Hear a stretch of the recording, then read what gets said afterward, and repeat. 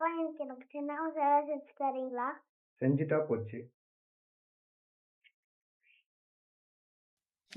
என்ன மசாலா செய்கிறதுக்கு முதல்ல ஒரு 100 கிராம் சுண்டலை ஓவர் நைட் வந்து நம்ம தண்ணியில் ஊற வச்சு எடுத்துக்கணும்.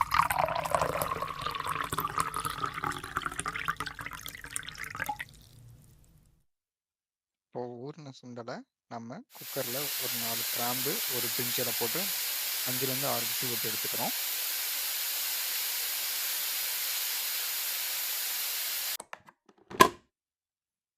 சுண்டல் நல்லா வெந்திருக்கும். இதில் ஒரு கரண்டி சுண்டல் மட்டும் தனியாக எடுத்து வச்சுக்கிறோம் நம்ம வந்து தக்காளி பேஸ்ட் அரைக்கிறதுக்கு. தக்காளி ஒரு 5 தக்காளி, அதுக்கப்புறம் ஒரு கரண்டி சுண்டல் வேக வச்சது, அதுக்கப்புறம் 10 முந்திரி, ஊற வச்ச முந்திரி, இது நல்லா ஃபைன் பேஸ்ட்டாக அரைச்சி நம்ம எடுத்துக்க போகிறோம்.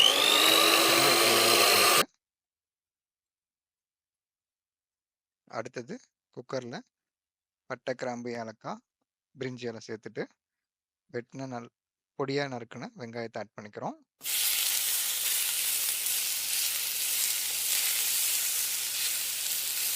வெங்காயம் நல்லா பொன்னிறமாக வதங்கணும்.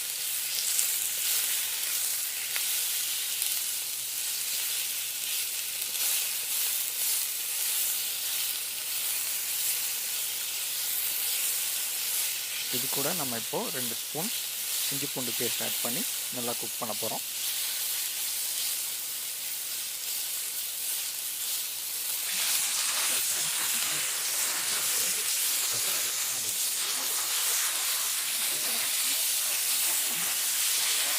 இஞ்சி பூண்டு பேஸ்ட்டோட பச்சை வாசனை போன உடனே நம்ம அரைச்சி வச்சுருக்க அந்த தக்காளி பேஸ்ட்டை இதை கூட சேர்த்து ஆட் பண்ணி குக் பண்ண போகிறோம். நல்லா போயிடுச்சு. இப்போது நம்ம வந்து அந்த தக்காளி பேஸ்ட் ஆட் பண்ணுறோம். இதை மீடியம் ஃப்ளேமில் வச்சு ஒரு 4லேருந்து 5 நிமிஷம் நல்லா குக் பண்ணுறோம். எண்ணெய் பிரிஞ்சு வரணும் அந்தளவுக்கு நல்லா குக் பண்ணுறோம்.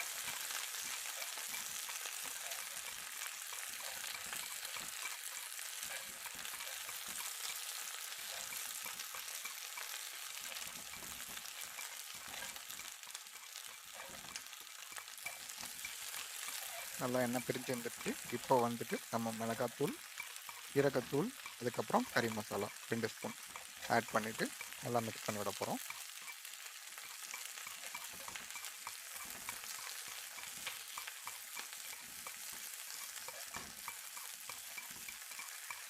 இப்போ நல்லா குக் ஆகிடுச்சு. இப்போது நம்ம தேவையான அளவு தண்ணி சேர்த்துக்கலாம்.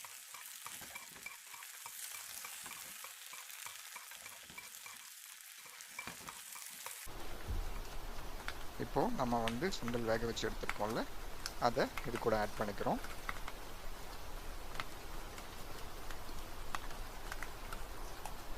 இது நல்லா ஒரு 10 நிமிஷம் இதில் நல்லா வேகட்டும். தேவையான அளவு உப்பு, கொஞ்சமாக சுகர் ஆட் பண்ணிக்கிறோம்.